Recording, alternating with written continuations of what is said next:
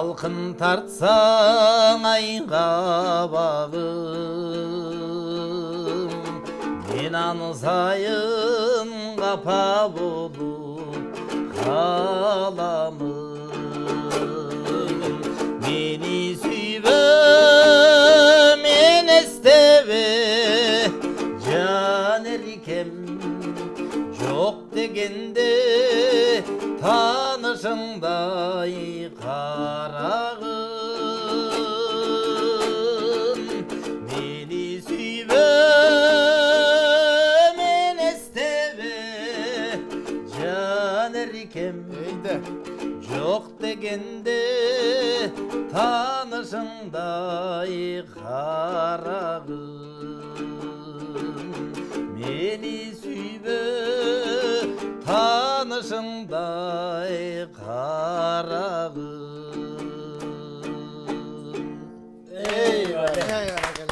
Eyvallah, var olunuz. Gönünde aruluğu var, sözünde darılığı var, dilinde kasiyeti var. Cidarlaşa gelsen osiyatı var. Aytışa gelsen sanatı var. Alamdın sultanı olgon Aykөл manası var. Казалы санатыры болгон, казакта жолу шыр болгон, жомогу санатыры болгон, жортуулда жолу шыр болгон, балдары баатыр шер болгон, бар пейли кең болгон, телегейи тең болгон, теңир деген эл болгон. Жоосуңсуз сөздүң укпаган, жол башы жолдон чыкпаган, жоргозу шайбыр бузбаган, жомок менен уктаган, жойкуманын ач мизин жооганына чыктаган, жоодур келин талгака жолборстун канын урттаган. Ажары жанган ак жылдыз, Айкөлдөн калган ал кыргыз, алты кургак ааламды алаканган учтаган. Өзү эркин, сөзү эркин, бар эркин, даңкы бийик дайралардай шар элсиң, тайып чуркап, каргып кайкып жашаган, таштар менен тарыхы тең кай элсиң, ал албетте кылымга арыткан кыргыз эли. Арыбаңыздар. Бүгүнкү эфирибиздин коногу элге айтар арбын жомогу, Арстанбектин урпагы, азыркынын тулпары, элге кызмат өтөгөн Элмирбек устаттын шумкары. Эстебес, токтосун, ашыралы тууганбай. Булар атырылган буудандай. Ошондой буудандардын такасы болгон, Буулумтондун жакасы болгон, 3 баланын атасы болгон, азыркынын күлүгү болгон, Айтыш коомдук фондунун мүдүрү болгон. Кыраңгычтай кыргыз деп сабалаган, кыйла ыры журт ичин аралаган, казалынан санатынан термесинен калк кулагы жадабаган, өлөнгөбай, ыргабай, санаткабай, өнөрүнө кайдыгер карабаган. Эми эфирибиздин коногу аны элге айтпасак болобу? Ким деп турсаңыздар, акыйкатты кашка айткан, айын изи жок, накты айткан, чоктой кызыл тил менен кээ бир чоңдордун көзүн чакчайткан, ак комуз алса жарашып, агайын журтун саматып, ак тулпардай таңашып, ар дайым намыс талашып жүргөн агабыз Асылбек Маратов. Баракелде, рахмат. Амансыздарбы агайын, амандашып алайын. Эфирге келдик агайын, эсендешип алайын. Уйкаштуу суроо бердиңер, эми укмуштуу жоопту табайын. Ушунуңарга жарайын деп. Ушунуңарга жарайын. Эми аске өзүңүз көргөн чыгардыңыз. Өткөнкү эфир кандайын? Шайырым аске угуңуз эфирдин шарт-шаанизин алжайын. Бир суроого кааласаң 1 мүнөт калем кармагын. Кааласаңыз төгүңүз.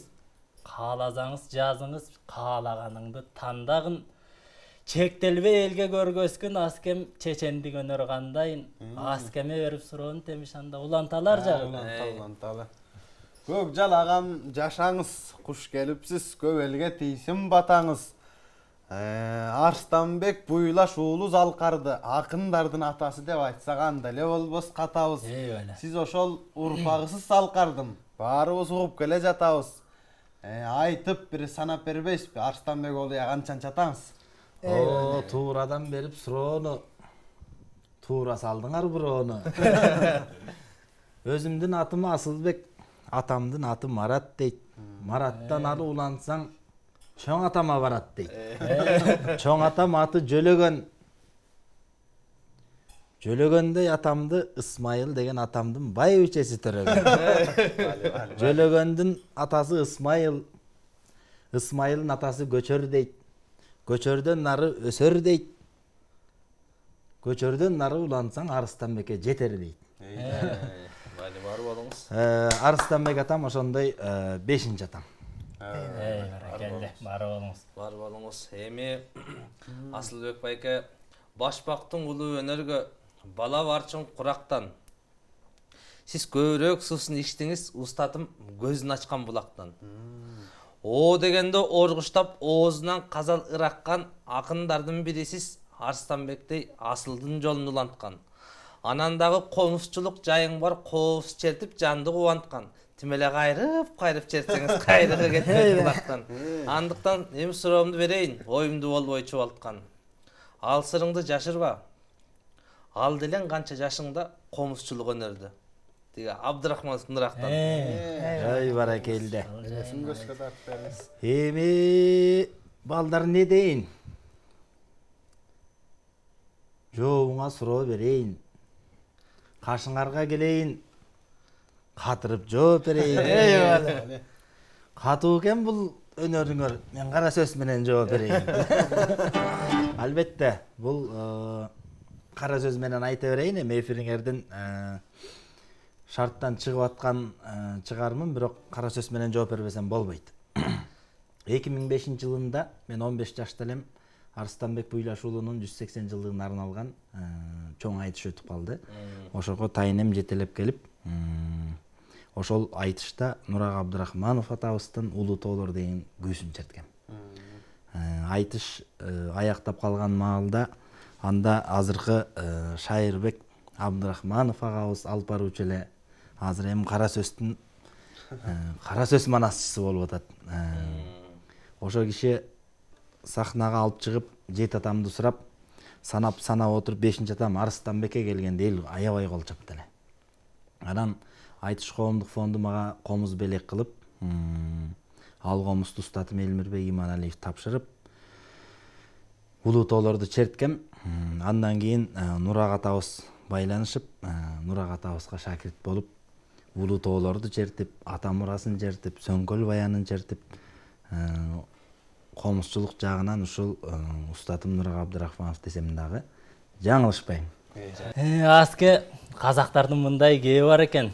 Ана акындар айта турган эби бар экен. Алар айтат, балыкка тайыз суудан терең оңай, акынга кара сөздөн өлең оңай дейт. Андан кийинки суроолорго уйкашы менен сайраңыз, улуу жолду жалгаңыз, шартыбыздан тайбаңыз аске. Аракет кылайын. Жеңи жок атабыздын балалык деген термесин аткардыңыз өткөндө. Андагы асыл аябай муюп биз турдук, аске андагы асыл сөздөргө. Сиздин деле бала кезиңиз кызык болсо керек көптөргө. Балалыгыңыз кайда өткөн, кайсыл жайда өткөн, кайдан кантип торолдуңуз, кайсыл жерде чоңойдуңуз, анда ошол жайынан бир айтып бербейсизби? Уйкаштык менен айтыңыз. Ушундай биздин шартыбыз. Элмирбек сурап калдың, суроону андан ары улап калдың. Мен дагы келет балалыгымда азыр уйкаш менен курап калгым. Бала кестик маалымда, балалыгым өтүптүр кадимки эле нарында. Нарында болгондо дагы нарындын бор шаарында, нарын суунун жанында, жетим тоонун тагында. Балалыгым эскерсем, бактымда тоодой багымда. Балалыгым нарын шаарында өткөн кез. Асылбек Бишкекке келгенден кийин төккөн кез. Бишкекке келгенге чейин Асылбек байкеңер нарын шаарында өскөн кез. Бали бар. Сиз ошол ойноп жүргөн айылдан, ошол өзүңүз айткан нарындан бирөөлөр сизди борборго жаз келген дейт, бирөөлөрү күз келген дейт. Исмайылдан берки акындарды сизди бүт көргөн дейт. Ашыкемдин чакчасын октоп калган дейт.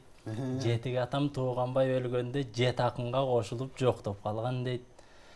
Төкмөлүктүң үшүнтүп базып калган дейт да, анан Төлөгөн Касымбековду ары бери ташып калган дейт. 2005-жылы Эрбеген бала кезинен чабыттаган дейт, эстекемдин батасын алып калган дейт. Ошол эскиден эске алып бир эскере отурсаңыз. Баракелде Шайлообегиним. Кайраниним аныксың, бирок каңыр жугуп алыпсың. Жаз келген, күз келген деп айта беришет, бирок мен жай келгем. Жайында келгем. Алма-алда жаңы эле сөзүмдү айтып өттүм. Кайра эле эфириңердин шартын ачып кара сөз көтөйүн. Я кара сөз менен айтпасак болчу да эмес. Жайында келгем айылдан, жабак кылын тайымдан деп баштабайсызбы?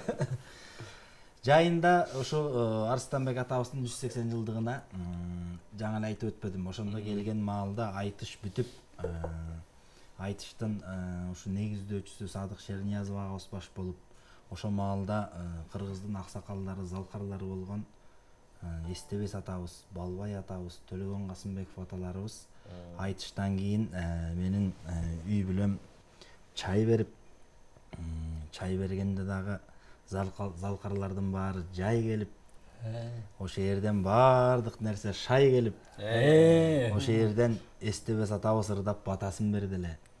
Төлөгөн Касымбеков атабыз батасын берди эле, Балбай Алагушев атабыз батасын берди эле. Менин өнөрүм албетте өзүмдөн эмес, ошо аксакалдардын батасы деп ойлойм.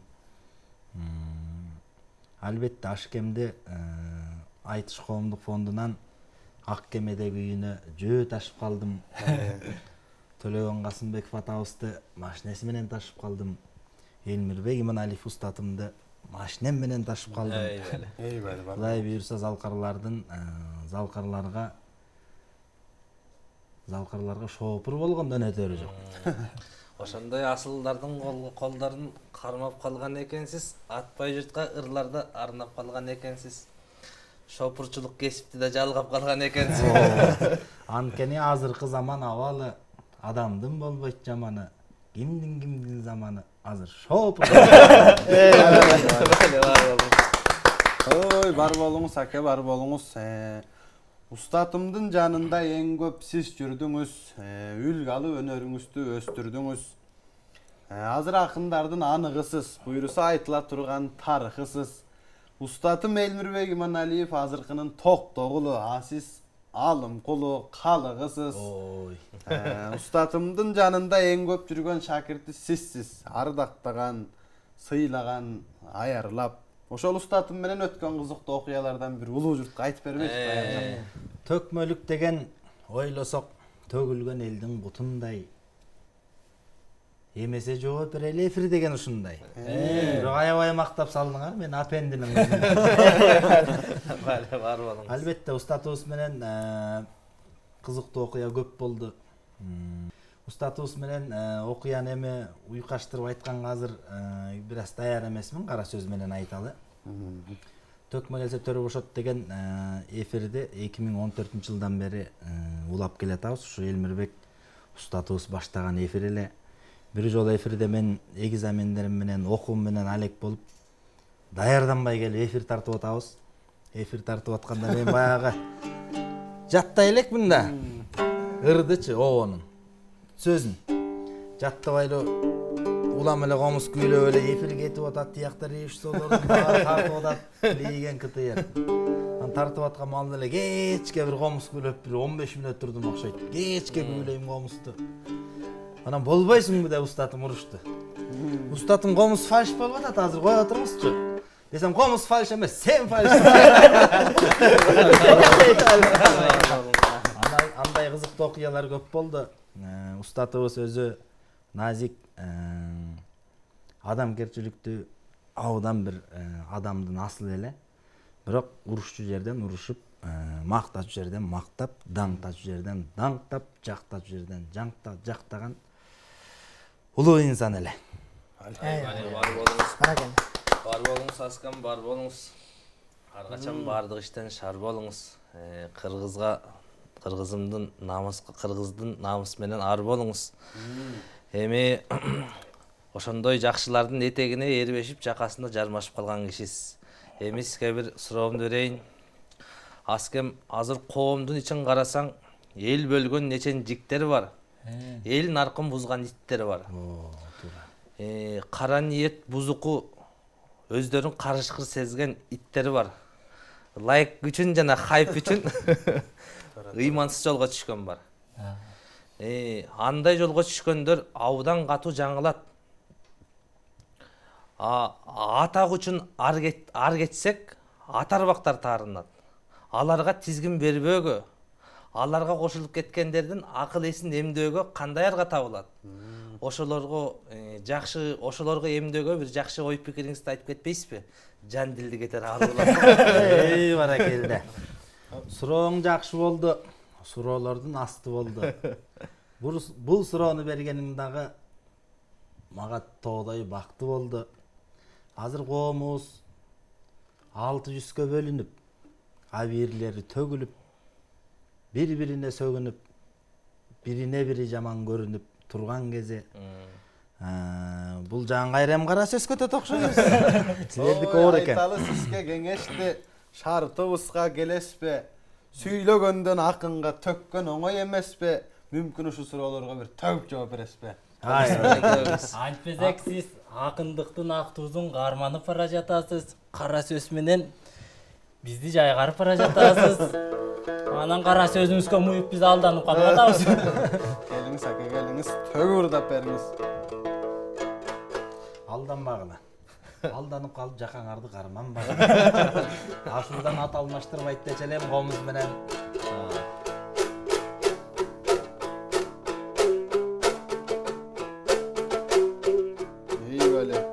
Ey bali.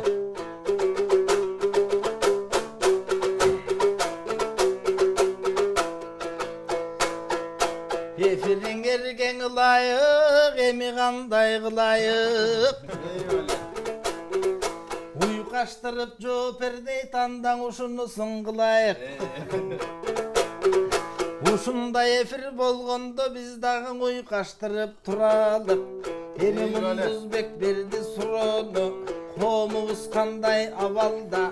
Koomdun at aytpay biz getsek, korkunuştu jamanda. Hazır birösü jüret batış dep, batış menen katış dep. Birösü jüret orus dep, oruska bolsa koru. Birösü jüret orus dep, orusta bolat komuş dep. Birösü jüret türküm dep, türkümde köp türküm dep. Oşol jagın karaça, koomubuz bölünüp, neçenderge sögülüp, turgan gezin emespe, bölünbe dep barına, men aytayın kеңеште. Ankeni karab oltursak, oy bul koomdu karab oltursak, oy. Koomdun bir tovarmanı, aytılsın andan alacağı, bölüne verip kırgızlar hazır bölüne örgeçnerse kalmadı. Görse bölüm bögön kırgızlar, oy. Kırgızlar da karasak kıyla kıyla turmuş var. İlgeri kambakay babam ayttele. Bölünbö kırgız bölünbö, bölünsöň börü jep ketet. Bölünüp kaldı kırgız dep bölö gelge gep ketet. Börüdey bolgon duşman köp mundusbek bölüp bölüp jep ketet. Biz bölüngöndөн bolboylun abirleri kırgızga tөгүлгөндөн bolboylu. Oşonduktan kırgızım biz ıntımaktın oňdoylu. Ankeniň ıntımak bolsun kalkımdan ıntımak bolsun jaltыңda. Irıstuu jaşoo bar deşet ıntımaktın artında. Birimdik bolsun jaltыңda, birimdik bolsun kalkımda. Bir sonun jaşoo bar deşet birimdiktin artında. Oşonduktan kırgızım ilgeri kırgız kim ele, ilgeri kırgız kim bolgon. Kılımgan atı düň bolgon, ene say edil jerlerdin egesi bolgon el kırgız. Eçindegen elderdin körösü bolgon el kırgız. Biz dagın atanın jolun ulantıp, atpay jurttu kubantıp, babanın jolun ulantıp, bardık elde kubantıp. Хан Манастын чоң жолун, эбегейсиз зор жолун, улан кандан бололу, ырда пердеп Кыргызда, суран кандан бололу, бөлүнбөсүн кыргызым, бөлүнүп калса кыргызым, кыйын болот турмушуң. Анткени карап олтурсак, азыр сырткы душмандагы бар. Анткени карап олтурсак, сырткы душмандагы бар, ички душмандагы бар. Ошолорго бирикпей, ынтымак болсо кыргызым, ырысыбыз багы бар. Ошондуктан туугандар, биз дагы сапаттуу кыргыз бололу, салтыбызды жоготпой. Баалаган дүйнөң элдери баркыбызды жоготпой. Даңаза кылган эр Манас даңкыбызды жоготпой. Даңаза кылган эр Манас даңкыбызды жоготпой. Анча-мынча сыноону жеңип өтөлү тоготпой. Анткени ушул төкмөлөр келсе төгүп көр. Төкмөлөрдү көрүп көр, даң эфирге көңүл бөлүп көр. Айтор төкмө болсоң карачуң, ушул эфирге гана келип көр. О кыйын экен бул жагы, ансе дагы карачуң уланып ататыр жагы. Мен дагы эфириңерде буйруса биринчи жолу төгүшүм. Айтайын сөздүн өңүтүн, биринчи көңүл бөлүшүм. Бир конокко 4 алып баруучу дегенди биринчи жолу көрүшүм. Билгери куйручуга атам айткандай, күн катар түнтөй журут экен, түтүнү сайын ыры чекен. Түтүнгө менден башка ырчы жок, жумгалым эле тың чекен. Деген ырдың айтыптыр, ошондо карап олтурсак, ак калпак элдин көңүлүң аябагандай чалкыптыр. Айтор 4 алып баруучу жерде сурап аткан малыңар, Асылбектин мээсин бир аз бурап аткан малыңар. Уйкаштырып ырларды кынап аткан малыңар. Асылбектей агаңарды карачы сынап аткан малыңар. Айтор агалар менен ушинтип, силердин ачыла берсин багыңар. Рахмат. Эми байке, жалаң жакшылар менен өстүңүз. Азыр эле жамактап мыкты төктүңүз. Эми жашооңузда дайыма болсун дейм жакшылык менен кубаныч. Эми жаныңызда бар бир сураныч. Алып баруучусуз төкмөсүз, анан дагы ырчысыз. Азыр акындардын курчусуз. Эбелектей кезден Элуулу Элмирбектин жолуна түшкөн агамсыз. Консерватория окуу жайынын элди кырдоо бөлүмүн эл менен чогуу бүткөн агамсыз. Анда эмесе систем бир обондор сураналы. Байкебиз ырдап берсе барча журт менен чогуу кубаналы. Баракелде. Угала ырдан угала, рахаттанып туралы. Элмирбек берген сурооңду бере электе эле түшүндүм. Жакшы ырдап деле ырчы болбойм, консерваторияны 2 менен бүтүрдүм. Келиңиздер эми жакшы эфир экен, эркин эфир экен. Элмирбегиним суранып калды. Обондурлардан деп, булар устатыбыз иштеп чыгып, биринчи элге тааныткан ыр эле. Устатыбызда жаш кезинде ырдаган ыр бул. Сөзү Каныбек Иманалиев агабыздыкы, обону Кубат Болотканов агабыздыкы, иштеп чыккан Элмирбек Иманалиев. Армандашым деген ырды ырдап берейин.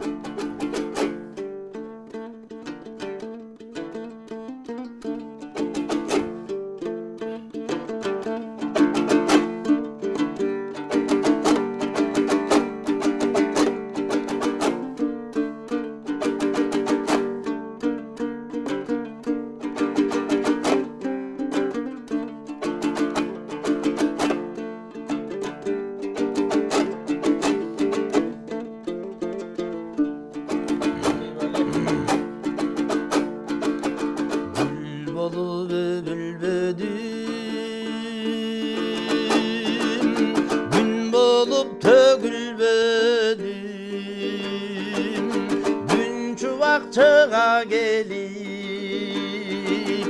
tüm bolup görüngönüm ötölek жашым өкүнтөт өкүнтөт арман жашым бактылуу ай болсоң экен бактысыз бактысыз армандашым армандашым арман ey армандашым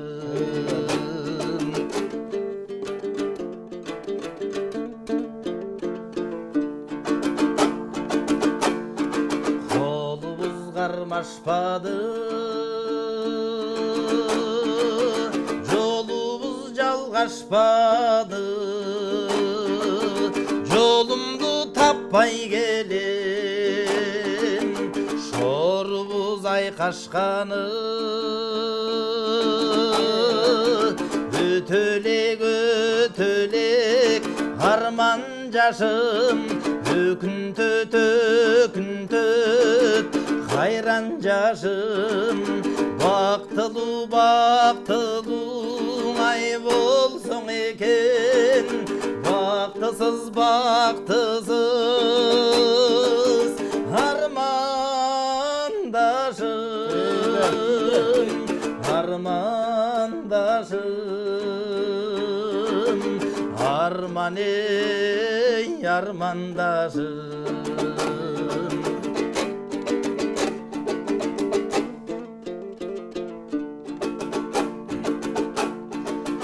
түгөйүм сайрандашым түнөшүң майрамдашым артымда бактым элең азыркың армандашым өтөлек өтөлек кайран жашым өкүнтөт өкүнтөт арман жашым бактылуу болсоң экен бактысыз бактысыз ey армандашым армандашым арман ey армандашым арман арман ey армандашым Алтындын ырдап турган кези жакшы, албан ырды башына батырган Асыкемдин айрыкча мези жакшы. Бир накыл бар Кыргызстан эзелтеден бирден көрү эки жакшы. Аске биз алек бололу сиздин ырды угуу менен, а сиз ырдап бериңиз жуу менен. Жалпыга конгон кут жакшы дейт, өзүң сурангандай жалгыздан көрө жуп жакшы дейт. Баракелде. Бул ырды жуп кылаардын алдында бир эскерип кетсем болот, кара сөз менен.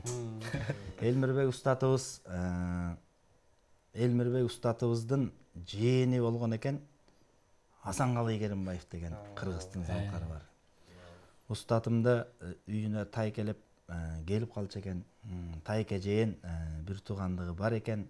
Устатыбыз менен далай гастроль кылып жүргөн Асанкалы Залкар агабыздын ырынан бир ырдай кетпесек болбосун.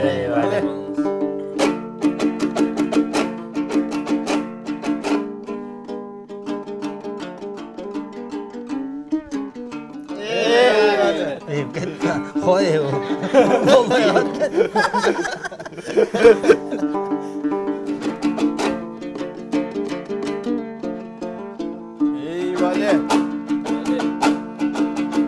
Baktılуу болгун келет махабаттан жүрөктөн эс тарткан эй келе жаткан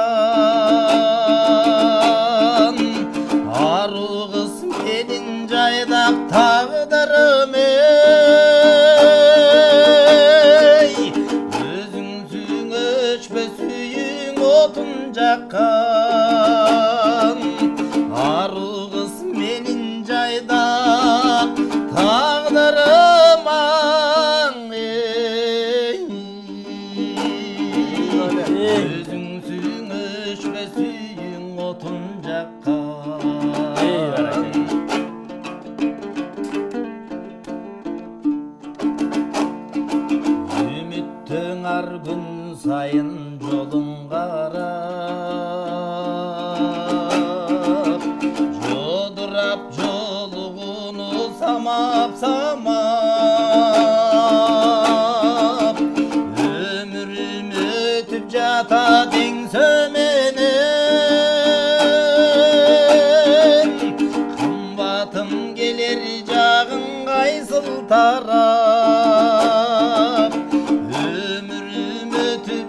махаббат еңсеменен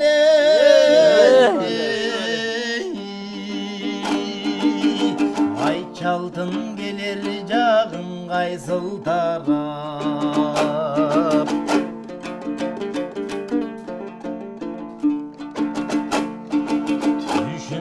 түшім дағы сен жыттанат күлкімден езін көрсең саға барат дүйнөдө сенин барың естегенде көңүлдүн көп кайгысын унуткалап senin barın istey kalsam gönüldün köp kaygısın unutkalap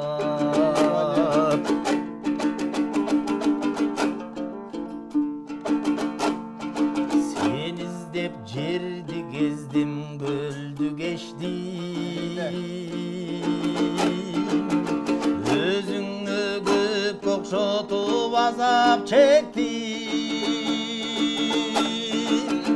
бактылуу болгум келет махаббатым ару кыз ажайып бир нурун төккүн бактылуу болгум келет махаббатым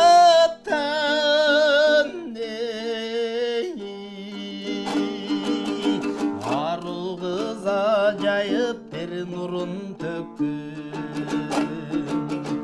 актылуу болгум келет махаббаттан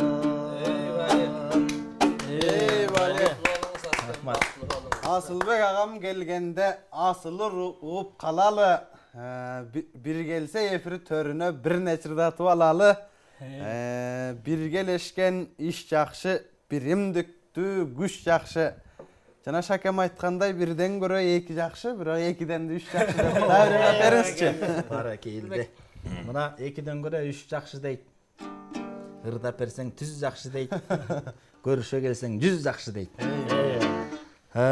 биринчи ушу Токтогулга устатымды ээрчип чоң кайылына барып калдым атагын алыстан укчу элек Токтогул кеси бар Токтогул жери бар чоңко деген эл бар деп атагын алыстан угуп эңсеп жүрүп биринчи барганда ушу Токтогул кесин көргөндө абыдан бир жан дүйнөм тынч албай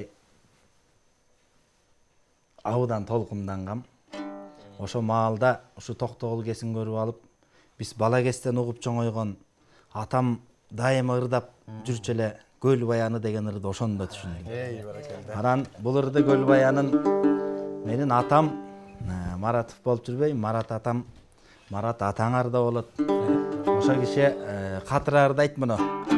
Эми атамдан аша албасам да бир комузга салып аракет кылып коелу.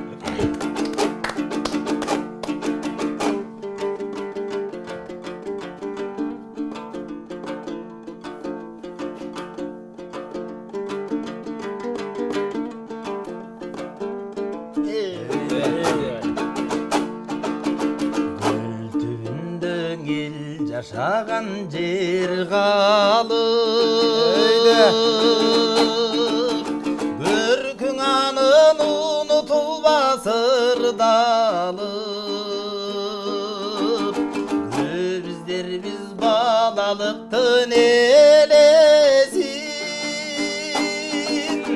көк кыз жигит көл үстүндө ыргалып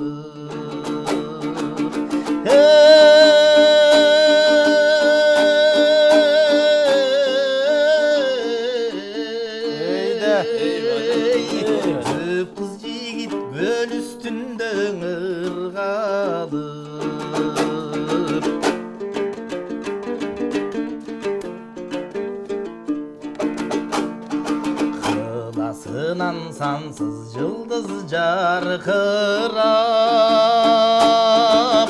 Hıyalımda kılın gözü tartılap Toluk yaş Куштар кайыгыңды токтотуп Токтогулдун күйлөрүнөн калыпы бар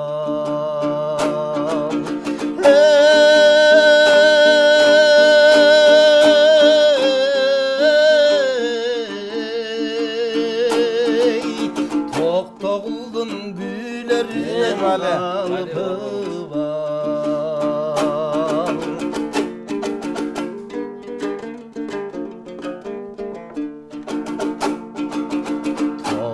Taşkan çoğ narında buldu Getençiktep kayran artka buruldu Eyde. Vale. Tokçuluğa susun bolgan denizdin Tolkun güzü todon aşıp buldu Eyvale.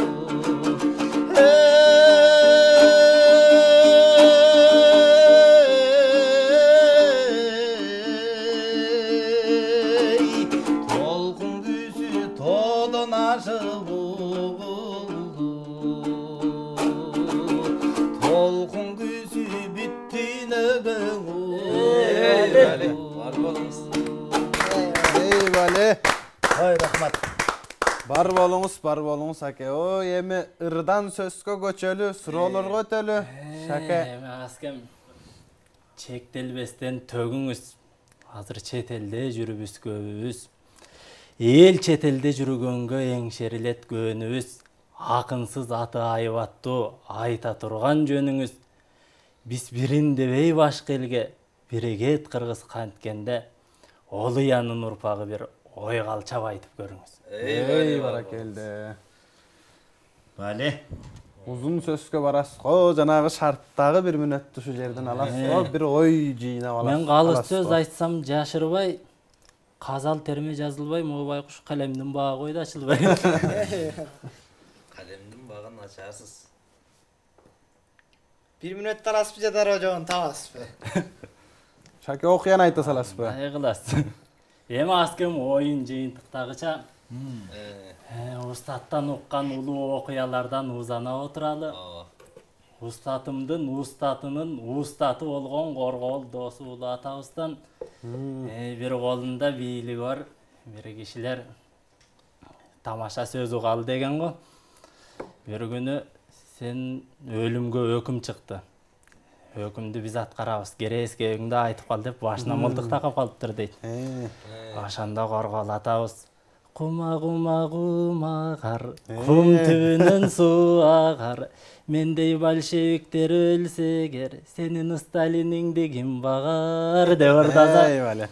Берки кокуйбуларыңды өкмөт ууп калса, сага кошуп бизди кошо атып коет деп, карыбызы калчылдап, тизеси титиреп качкан дейт. Ошол Коргоол атабыз бир күнү эшеги минип кыдыңдап кетип бара жатса, кетмен төбөдө ок эле орой орунсуз жерге чап салып, ооз калбас сөздөрдү ырына аралаштырып жүрген Айчүрөк деген акын бар болчу деп айтышат. Ошол кетип баратса, Коргоол атабызды көрүп, "Эй, окшуйган көр. Кел экөөбүз айтчабыз" деп чакырып кал дейт. Анса Коргоол атабыз башын чайкап, "Барбаймын качам алыстайм, байталдар менен жарышпайм, беземин качам алыстайм, белер менен жарышпайм" деп ошондон ары кеткен дейт. Бул ошондон калган кет. Жакшы мыкты окуя. Албетте 1 мүнөттө оюмду таба албадым, жакшы ой айтып силерге жага албадым. Кагазга жазбай туруп оюмду тамамдадым.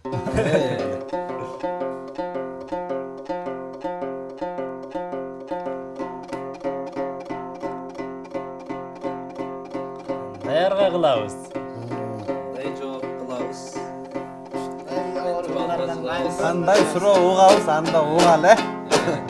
Келиңиздер, эми кара сөз менен жооп берейин Шаке. Айыбым кетсе ушул эфирдин шартын дагы бир бузайын, алдыны көздөй учайын. Азыркы заманда чындап келгенде Арыстанбек, Калыгул, Токтогул аталарыбыз молдо кылыч аталарыбыз накта заманчыл акындар болчу. Кийин ошол жолду аркалаган жалгыз акын Элмирбек устатыбыз болду, заманчыл. Андан кийин эми Кыргызстан заманчыл акын чыгабы, чыкпайбы, бул дагы чоң суроо. Биз эми акынбыз деп устатым бир Токтогулдун айтышында башпай калганда айтты эле. Ошондо казактын улуу акыны Мукагалин айтты эле: "Мен калай акынмын деп айталамын, мен жөн гана өткөндү кайталадым. Казактын күпө кийген кара өлөңүн чепкен жаап кайыр өзүнө кайтарамын" деп. Анын сыңарындай биз эми акындык өнөргө салым кошуп ийген жокпуз. Акынбыз деп айткандан да уялабыз.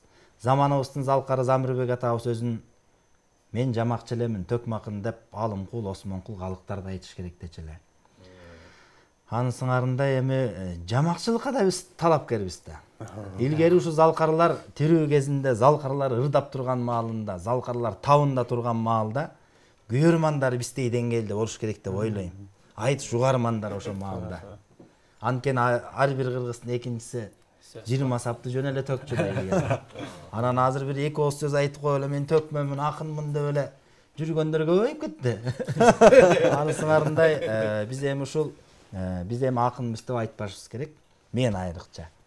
Биз ушу залкарлардын, ушу аталарыбыз азыркы заманбап тил менен бренд деп коет турбайбы. Бизге ушу бренд кылып берген өнөрдү жабынып алып, оокат кылып жүргөн бир өнөрпозбуз деп койсок болот. Бирок эскилерди айта жүрүш керек. Азыркы заман сен сурооңо албетте биз эми Улуу Язада болбогондон кийин алдыңкы жылды көрө албайт экенбиз. Алдыңкы 100 жылдыкты айтышчу экен Арыстанбек Калыгулдар. Биз алдыңкы 100 жылдык эмес. Биз ал тургай эртеңкини айта албайбыз. Эртең ушул эле саясат кандай болуп кетет, Кыргызстан кандай болот, өнүгүү жолундабы же кайсы жолунда, ошону айта албай атабыз. Кудай буйрса эми, Кудай шык берсе, Кудай талант берсе, эл батасын берсе, биз дагы такшалсак, биз дагы өнүп өссөк, Кудай буйрса бир топ жаштарга барып калганда, анан алдыны көрө билип, алдыны туя билип, ошондой бир айтып каларбыз деген ой бар. Бар болгула. Суроону уланткыла. Жакшы айттыңыз, Аскем, жакшы айттыңыз.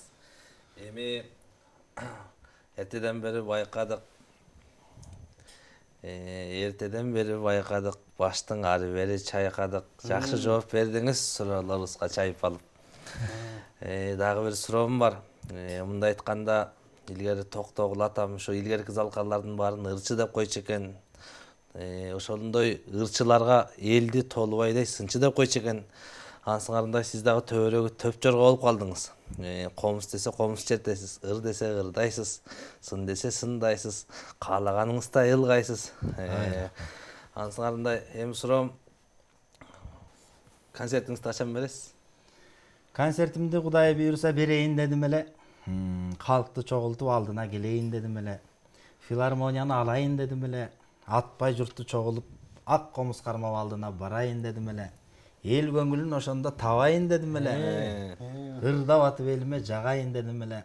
Ай бирок кыстаган турмуш оюмду турмуш жеңбей койду. Концерт берейин дедим эле, филармонияны мага бербей койду. Араске эмесе назар буруңуз, эфирдин шартын угуңуз. Эркин микрофонго кошуп сизге эстафетаны берели, эстафетаны эмкигелер коногубузга сунуңуз. Жакшы, бул жагын уйкаштырбай эле оюмду айта жеткиликтүү кылып айтайын. Бул эфириңер жакшы экен, эфирлердин асты экен. Төкмөлөргө төгүп көр, төкмөлөр кайдан тапты экен? Силердин эфириңерге отурган болушунча ачылып чачылып, эфириңер жакшы экен. Кудай буйрса мен ойлоп атам, төкмөлөргө төгүп көр дегенде, жалаң эле төкмөлөрдү чакырсаңар деле мага окшоп төгө албай калып атат эфириңерде. Андан көрө менин оюм бар бир. Силердин эфириңерге дагы жакшы болор, муну уккан кишилер дагы силердин эфириңе келгенге куштар болор. Буйрса. Кыргызда чоң кызматта жүргөн абыройлуу кишилер бар, бирок акындыгы билинбеген. Ошонун эле бири Ким болду экен? Сүйүнбек Касманбетов деген агабыз бар, Турсунбек Акун деген агабыз бар, Садык Шернияс деген агабыз бар. Дагы санай берсек бир топ ушундай бир саясатчылар деп коебузбу, төкмөлөгөнөр бар. Ошолордон дагы чакырсаңар жакшы болчу да экен. Бирок а кишилерге эми азыр кол жеткиз коем, урматтуу кызматтарда турган кишилер. Антсе дагы ушу өзүмдүн досум болот. Кытайдан келген кадимки Акматбек Султан уулун чакыргыла. Эстафетаны Акматбек Султан уулуна берейин. Акматбекти чакыргыла дагы болушунча ырдаткыла. Буйрса. Катуу кетип баратса бираз ыйлаткыла.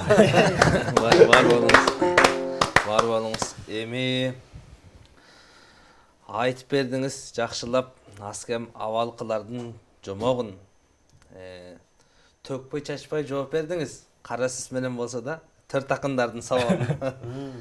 Эми төк куттуу үйдөн кур чыкпайт дейт. Төкмөлөргө төгүп көр. Аске.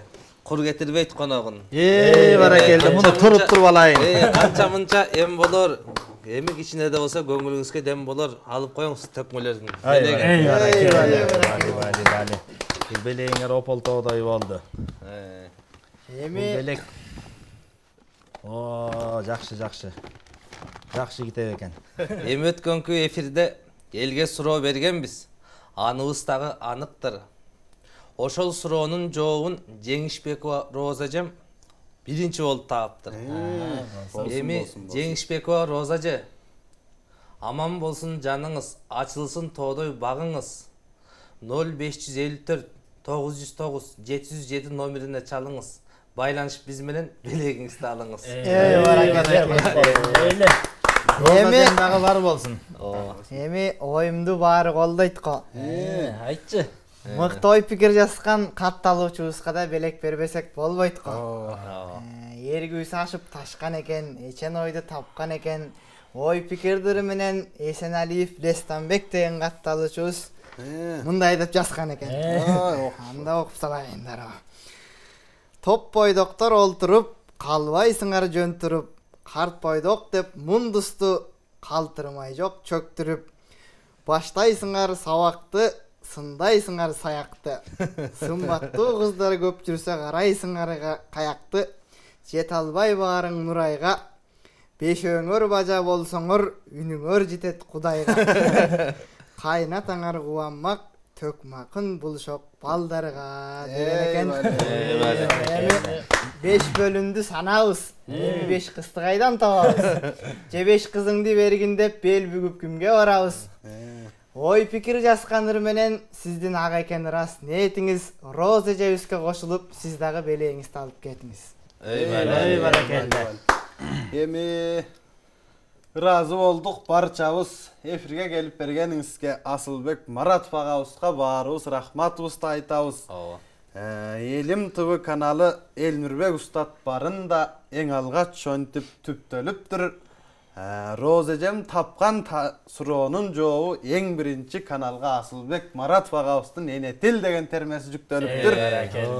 Эми эфирдин шартына ылайык элге суроо кылалык. Мактабайм балам көзүңө, манчыркап калба сөзүмө. Ата сөзүң асыл сөз, акыл болот өзүңө. Жакшыңдың айтам жакшы деп, жаштык кылып көппөгүн. Катаңдың айтам ката деп, көңүлгө алып чөкпөгүн. Кур сөз айтпайм билип жүр, кулагың айылып жүр. Ырчы болсоң карагым, калың эл сенин уксам дейт. Карабайт калыс көз менен, жеткирең ырда оюңду жебедей таамай сөз менен. Дебир даптыр бир кезде залкарга залкар атасы. Жогору дагы ырсаптар, кайсыл акындын кайсыл акынга берген батасы. Элим ТВ каналдан элим издеп табыңыздар, ой пикирге тапсаңыздар, жообун жазыңыздар. Суроону бүгүн элге айттык, баяндап, биринчи тапкан кишиге белекти койдук даярдап. Эми акындарына сайраган, ак батасын арнаган, төкмөлөрүнө сайраган, элибиз төрөсүн сөздүн арнаган, жоого кирсе сандаган, жолдошу кыдыр жалгаган, Алтай кезең жолдорду алдын ала баамдаган, Көкжал элдин урпагы көрүшкөнчө кайрадан саламатта туруңуздар. Эфирибиздин аягында Асылбек Маратов агабыздын асылын угуңуздар. Eyvallah. Бәрекелді. Келдиңиздер эми эфирде жыйынтыктарда. Эркин микрофонду жана эле бердиле. Дагы эле эркин кыла берейин. Азыр заман жаман дейбиз. Заман жаман эмес, азыр адам жаман. Болбосо азыркы кез 30 жылдын ичинде манасчы акын дастанчылар каралбайт деп жүрдү эле. Азыр акындар театрлуу болуп, акимдер тулпарлуу болуп, акындардын өнөрү шедеври болуп, акимдердин тепкени шевролет болуп турган маал азыр. Анан ушу кыргыз акындарына ушу айтыш фондунда жүргөн силерге да айтар элем, айтышка чыкканда Казакстанга барабы, Кыргызстанда болобу, кыргыздын обондорун таанытсак, кадимки Осмонкул, Алымкул, Барпы, Жеңи жок, аталарыбыздын залкар эпикалык обондору бар. Ошолорду ырдап жүрүш керек. Анан биздин акындарда бир адат болуп алыптыр, казакка барса эле домбураны көтөрө жүрүп эле ырдайбыз. Ой, казак деген казактын акындары толтурат, 300 акыны бар. Ал ошо кыргыздын обонун уксак экен, кыргыздын сөзүн, кыргыздын комузун уксак экен деп чакырат. Ошондуктан дайым айтышка ушундай эфирлерге чыкканда казактыкын салбай кыргыздыкын салышыбыз керек. Анан мындай эркин эфирлерде казак бир туугандардын ырындырдай кетпесек болбойт. Казак туугандардын философиялык термеси бар. Аны биринчиден болуп иштеп чыгып ырдаган Элмирбек устатыбыз болгон. Ошо устатыбыздан угуп үйрөнүп калгандар, ошону ырдап берели.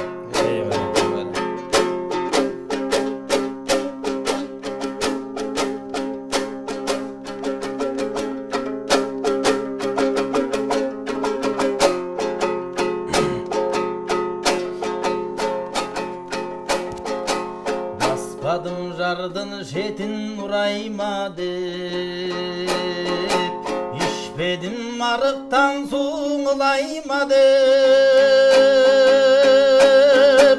коркамын жаман менен дос болгандан, тар жерден ер токумун сурайма деп,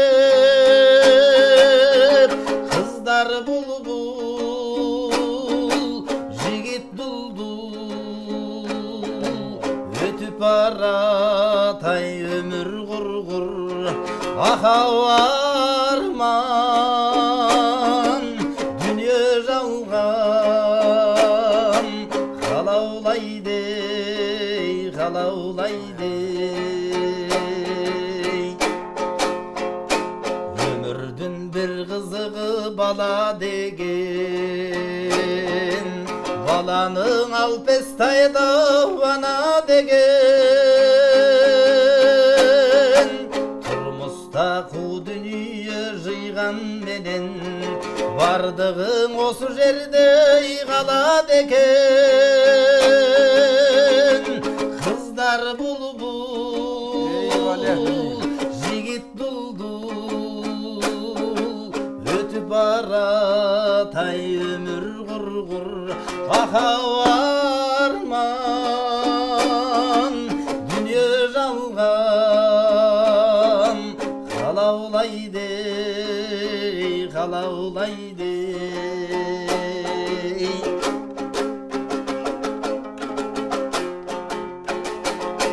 Жаксылар жаксымын деп айта алмайды, жамандар мен жаксы деп айкайлайды. Жүргөн соң бауырынан күндө көрүп, таулардын бийиктиги байкалмайды. Кыздар булбул, жигит дулдул, өтүп баратай өмүр кургур, ахабарман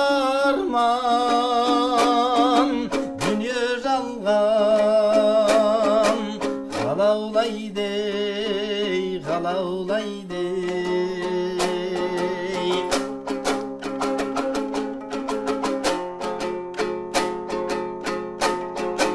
Жаксынын кабагы бар бар жарқылдаған, жақсы істен мойын бұрып тартынбаған, шұңқарға жұмыртқасын бастырсаң да, қарғадан қарға шығар қарқылдаған.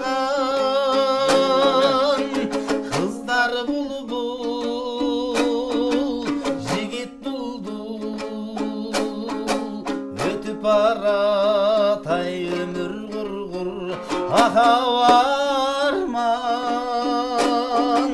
дүние жалған, қалаулайды, қалаулайды. Өмірдің кедей өткен байдан өткен, өмірдің ең түбіне кімдер жеткен. Қашаңдан өлмейміз деп шаттанамыз, өлбесің ата бабаң қайда кеткен. Қыздар бұлбұл, жігіт бұлбұл, өтіп баратай өмір құрғыр, ахау арман, дүние жалған, қалаулайды, қалаулайды.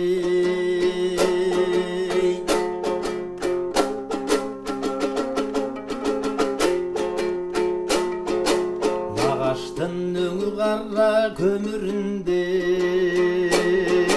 мылтықтың бойы түзау теміріндей.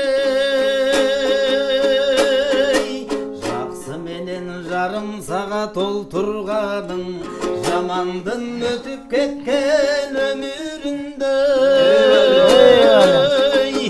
Қыздар бұлбұл, жігіт бұлбұл, өтіп баратай өмір құрғыр, ахау арман, дүние жалған, қалаулайды, қалаулайды. Жолықсаң қырғыз қазақ еркегіндей, тұрмыстың өкінбей дау келтегіней. Қонақа жалғыз атын сойып еріп, жүрген ұстап қаладау ертегіней. Қыздар бұлбұл, жігіт бұлбұл, өтіп баратай өмір құрғыр, ахау арман, дүние жалған, қалаулайды, қалаулайды.